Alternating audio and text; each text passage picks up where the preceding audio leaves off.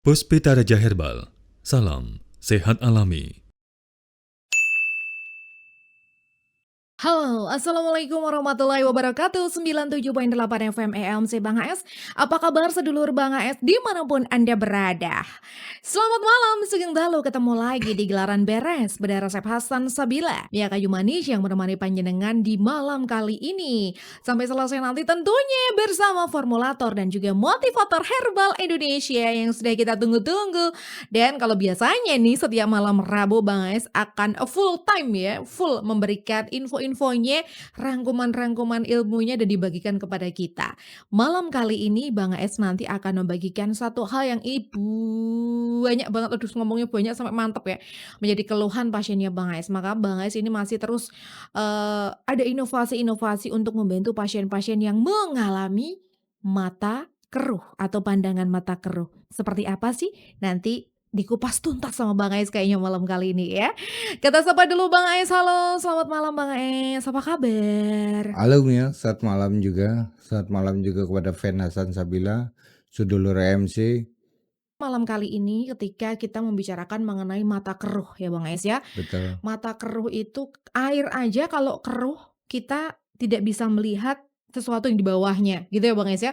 Karena Betul. terhalang oleh sesuatu. Kalau misalkan ini terjadi kekeruhan ini biasanya penyebabnya karena apa saja sih Bang? Mata keruh ini gambaran kita begini Pak. Lapisan-lapisan mata ya. Lensa berarti yang paling depan Pak ya. Baik. Nah, setiap lensa dia berhak dilindungi oleh protein. Mhm. Karena protein itulah lahirnya dari tubuh kita, dari tubuh manusia Pak ya. Mhm. Bukan protein terus Bapak tempelkan ini protein telur, Ibu tempelkan di mata, tidak. Lahir dari tubuh kita. Baik. Fungsinya apa? Untuk menjaga bentuk mata, menjernihkan mata, dan megenerasi sel saraf. Itu fungsinya protein. Bayangin, protein hilang atau kering. Apa yang terjadi? Gelap Pak. Oke. Karena fungsi itu sudah hilang. Baik. Inilah yang ada hubungannya dengan nanti cairan mata, saraf mata, otot mata gitu Pak. Termasuk kornea. Baik.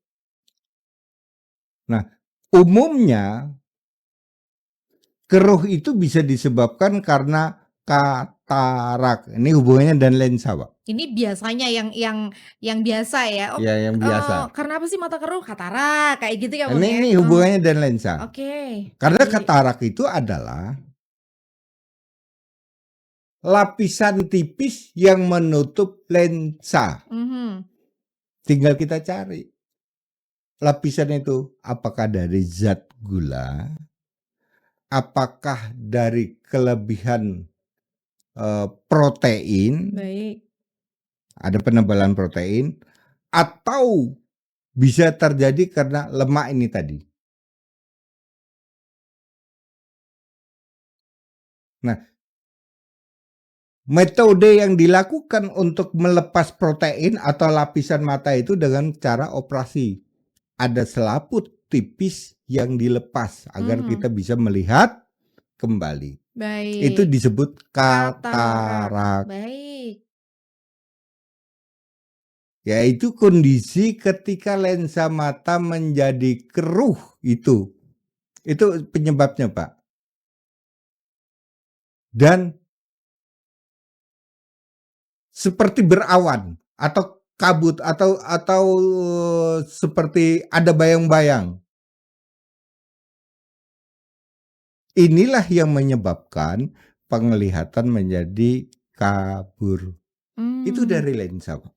Garda terdepan ini adalah lensa yang dibantu adanya protein. Protein akan bekerja kalau mendapatkan sinar. Dia akan bekerja, Pak. Hmm. Sinar matahari, sinar lampu, dia akan bekerja mensuplai kepada saraf. Saraf akan meneruskan ke otak untuk melihat objek. Protein habis, saraf kering atau saraf mati atau saraf layu karena protein kering. Jadi sudah tidak connect, Pak. Saraf tidak connect lagi kepada otak. Melihat benda tidak jelas. Hmm.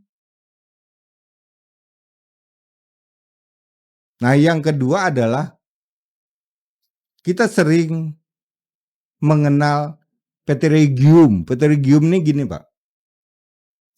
Ada pertumbuhan jaringan selaput pada mata. Ini diakibatkan sering kena debu. Kita tidak pakai kacamata, Pak, ya. Baik. Sering kena debu, sering kena sinar matahari. Artinya tidak pakai pengaman. Ini disebut pterygium. Contohnya apa, Bang? Daging tumbuh dari yang putih, ya, selaput yang daging yang tumbuh itu dari kornea yang putih ke hitam. Ini bisa membuat juga mata menjadi keruh. Yang ketiga adalah kornea. Kornea itu pandangan pada lapisan bening terluar, ya, terluar. Kornea mata ditandai dengan mata merah, artinya ini radang. Mata merah, mata nyeri, mata mulai kabur, mata sensitif terhadap cahaya. Ya, sensitif terhadap cahaya. Baik.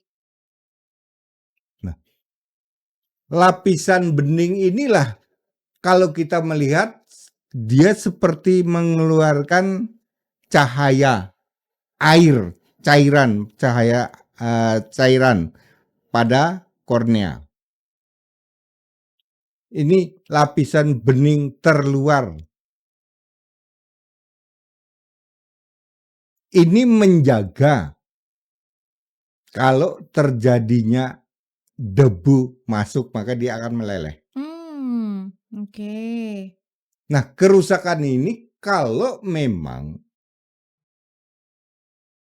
si pemilik mata begitu kena debu, dikucek, ini yang bisa terjadi radang.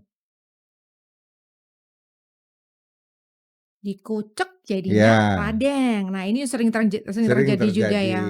ya. Nah, yang keempat, terjadinya glukoma. Glukoma itu mata tiba-tiba gelap, tapi prosesnya dia pasti melalui keruh dulu. Apa sih glukoma itu atau tensi, dikenal dengan tensi mata? Glukoma itu tensi mata, Pak. Kalau saya mengatakan tensi mata yang berhubungan dengan pembuluh darah. Ini yang mensuplai vitamin-vitamin ke kornea mata. Dia membawa vitamin A, dia Baik. membawa vitamin C, dia membawa protein. Glukoma itu pengertiannya begini, Pak. Kerusakan pada saraf mata Baik.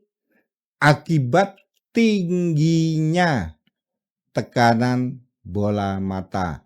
Nah, setiap berbicara tentang tekanan, ini berarti pembuluh darah.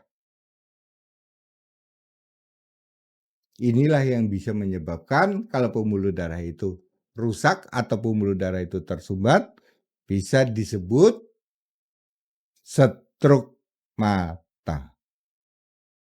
Oke. Artinya kehilangan fungsi mata kalau sudah stroke mata, Pak. Wow, ini juga banyak ya Bang ya, Nah, stroke mata. kerusakan pada saraf mata, ini glaukoma tadi Pak ya. Kerusakan pada saraf mata akibat tingginya tekanan bola mata ini bisa diregenerasi sel saraf. Dari mana? Protein tadi Pak. Makanya inilah yang hubungannya dengan kornea.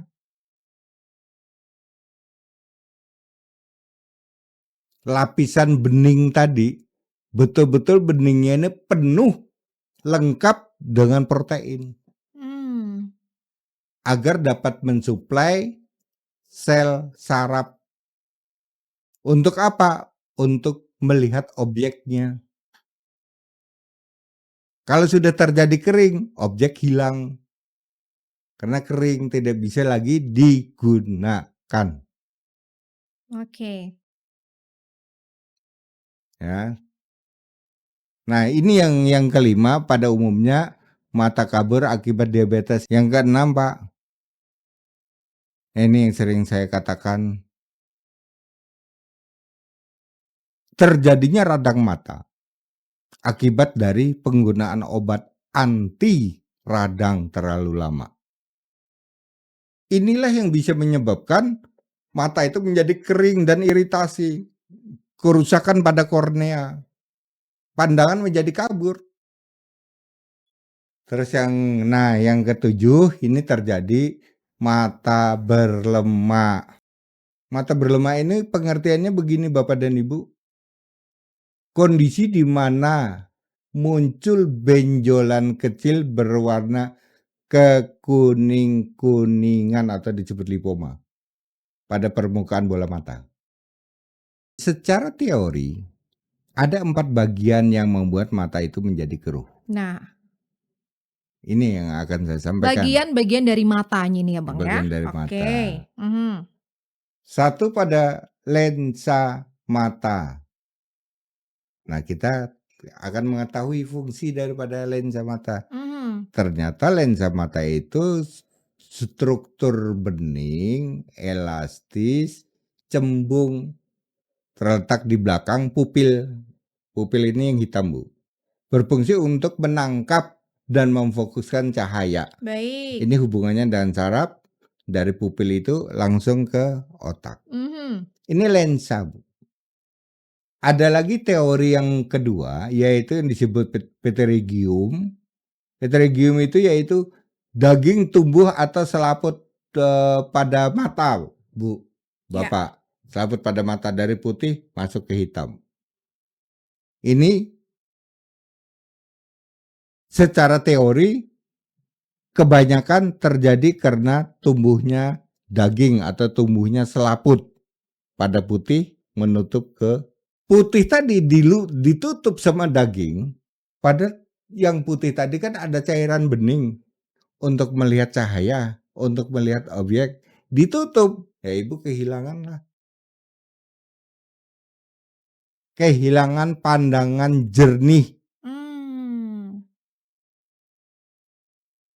Hanya kemampuan dengan satu mata Ibu bisa melihat. Ini yang disebut pterygium. Pterygium ya, baik. Nah, yang ketiga ada kornea. Nah, pengertian kornea ini jaringan transparan berbentuk kubah. Nah, ini Bu kornea nih ya. Berbentuk kubah yang menutupi pada bagian mata. Fungsinya untuk apa? Memfokuskan cahaya yang masuk. Yang keempat, ini teori yang keempat tuh.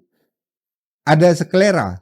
Sklera ini bagian putih mata yang berfungsi dia mempertahankan bentuk daripada bola mata serta melindungi bagian dalam dari kalau terjadi cedera. Ada 4 tadi ya Bu ya. Itu teori umum yang saya sampaikan. Saya menggambarkan begini Bu. Mata normal atau mata itu bening. Tiba-tiba keruh. Dari keruh menuju ke gelap ya. Menuju ke gelap tuh ada 4 tahapan.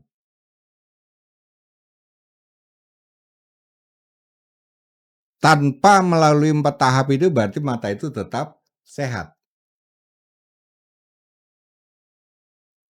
Artinya, kalau kita cepat di dalam menangani mata tersebut, maka tidak akan terjadi mata gelap atau yang disebut glaukoma. Nah, saya ceritakan sekarang. Proses pandangan mata keruh menuju ke gelap ada 4. Hmm. 1. Mata kehilangan protein. Oh, ada prosesnya ya. Baik. Ternyata protein itu selain dia menutupi lensa, juga protein itu berfungsi untuk saraf yang menghubungkan ke otak. Maka protein pada mata itu fungsinya menjaga kejernihan lensa, Baik. ya, kejernihan lensa. Ini sudah dijaga Bu sejak kita lahir. Yang kedua, memfokuskan cahaya. Ini fungsi daripada protein. Yang ketiga, menyampaikan sinyal-sinyal visual ke otak. Apa yang kita lihat, sampaikan nih, seperti kamera yang saya sebutkan tadi. Itu yang ketiga. Yang keempat, melindungi sel dari kerusakan. Artinya protein ini dapat menggenerasi sel baru. Maka jangan sampai takut kita Bu. Baik. Selama protein itu masih melekat pada lensa mata, ini dapat menggenerasi sel saraf mata yang rusak. Jangan takut kalau dikatakan saraf kering, saraf layu, jangan takut. Selama protein itu masih bekerja, berarti masih bisa berfungsi. Ada lagi Bapak dan Ibu sering mendengarkan vonis yang dijatuhkan adalah saraf mata Bapak dan Ibu layu dan kering. Layu dan kering Bu ya, artinya sudah tidak bisa berfungsi toh. Nah, fungsi daripada saraf mata ini sebagai saluran jalur kabel listrik. Ceklek di sini saklarnya, nyala di dapur sana. Karena ada kabel. Padahal jaraknya Bapak 10 meter. Karena ada saluran yang mengirimkan informasi sensorik namanya itu Pak. Ke mata, ke otak. Dari mata ke otak. Itu informasi sensorik namanya. Nah, yang ketiga, proses pandangan mata keruh menuju ke gelap itu karena ada perubahan bentuk kornea mata, sudah tidak bentuknya sudah tidak normal, Pak. Ada yang menyempit, ada yang menggelembung besar ya karena ada tekanan pada tensi mata. Inilah yang disebut kerusakan bentuk kornea mata. Fungsi daripada kornea mata ini dia memfokuskan cahaya yang masuk ya melalui pupil, melindungi struktur internal mata dari debu. Ada yang bening tadi kan Pak? Melindungi kuman, melindungi benda asing ini bisa jadi nyamuk, jatuh benda apa, dia langsung melindungi. Selama itu tidak terjadi benturan yang sangat keras yang bisa membuat pada kornea itu luka.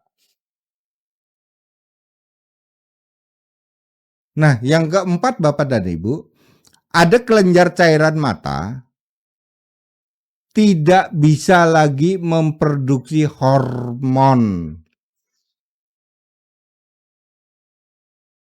Hormon itu, hormon mata Pak ya maksudnya ya. Hormon itu untuk menjaga kestabilan dan kesehatan mata.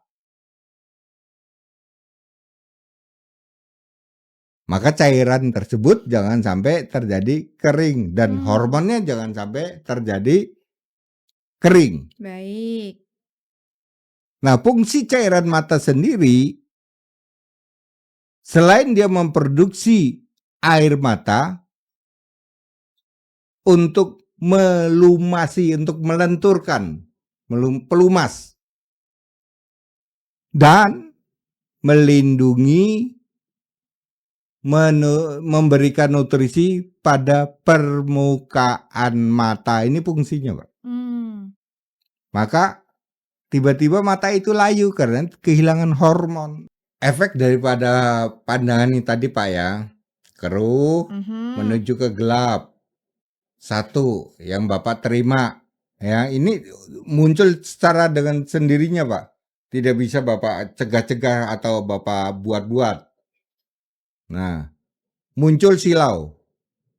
Udahlah, kena senter dia silau, kena cahaya lampu silau, apalagi matahari. Terus yang kedua, pandangan semakin berkabut menebal dan penurunan fungsi mata secara drastis. Jadi kadang tadi dia bisa melihat lumayan lah, bisa 10 meter, turun menjadi 3 meter, turun menjadi 1 meter, turun tinggal 10 senti dia melihat. Penurunan secara drastis. Inilah yang efek daripada mata kabur. Saya menemukan beberapa tumbuh-tumbuhan. Tumbuh-tumbuhan yang mengandung vitaminnya, nutrisinya bagus sekali untuk mata. Baik. Ya, ini Pak ya saya sampaikan. Ini saya jadikan resep. Daun kacang panjang 5. Daun katuk 20. Nah, ini untuk hormonnya Pak, daun katuk. Daun kacang panjang ini untuk proteinnya. Daun kepel. Nah, ini untuk radangnya. Daun kepel 3. Daun kepel 3. Ya, dipotong-potong. Daun alpokat. Ini untuk radang dan untuk protein. Ya, vitamin A. Daun alpokat. Baik. Itu ambil 3. Potong-potong. Daun murbei. Ini untuk antibakteri atau nyeri, untuk pereda nyerinya. Berapa ini Bang? Daun murbei. Daun murbei 15. Nah, ini juga boleh dipotong-potong, masukkan menjadi 1. Baik. Direbus dengan air 5 gelas, jadikan 3 gelas. Produknya yang sudah saya siapkan Enta. Sedulur Bang ES dimanapun Anda berada, panjenengan ini yang mau Q&A, nanti kita akan buka. Tadi ada yang bertanya sebentar, mungkin kita akan baca secara singkat saja. Tadi ada yang bertanya dari Kak Nat ya Bang, apakah kanker payudara itu bisa disembuhkan? Kanker itu sel liar yang hidup di dalam tubuh Bapak dan Ibu. Jadi begini Bapak dan Ibu yang ingin membunuh kanker, harus imun Bapak sehat dulu, bagus dulu. Sebaliknya, teori ini saya balik ya. Kenapa kanker tumbuh? Karena imun tubuh Bapak lemah sehingga mudah masuk bakteri sel liar. Ya. Untuk membangkitkan atau membunuh sel kanker itu, satu caranya meningkatkan imun. Ya, imun itu sel darah Pak. Sel darah putih, sel darah merah, trombosit itu imun. Ya. Yang kedua, membunuh sel yang hidup di dalam darah. Pertanyaan Bapak kan, apakah bisa disembuhkan? Bisa. Caranya begitu tadi. Baik, sedulur Bang AS dimanapun Anda berada, demikian tadi informasi-informasi yang luar biasa di podcast kita hari ini di 97.8 FM EMC Bang AS. Terima kasih teman-teman semuanya, sedulur Bang AS. Atau buat yang ada di Facebook juga, atau juga yang ada di TikTok ya. Terima kasih. Akhirnya kita harus pamit dari ruang panjenengan semuanya. Insya Allah yang belum dijawab pertanyaannya jangan lupa DM kami atau ke nomor di sini yang ada di YouTube ya. Itu sudah ada nomor-nomor di sini. Nanti bisa menghubungin ke admin Bang AS. Ini ada nomor konsulnya Bang AS juga. Nanti bisa langsung dijawab sama Bang AS. Nia Kayu Manus pamit. Jangan lupa untuk memfollow semua akun sosial media Bang HS. Kalau misalkan kita upload video baru, Anda yang pertama kali tahu. Bila topik ya, wassalamualaikum warahmatullahi wabarakatuh. Puspita Raja Herbal, kami tidak kemana-mana, tapi ada di mana-mana.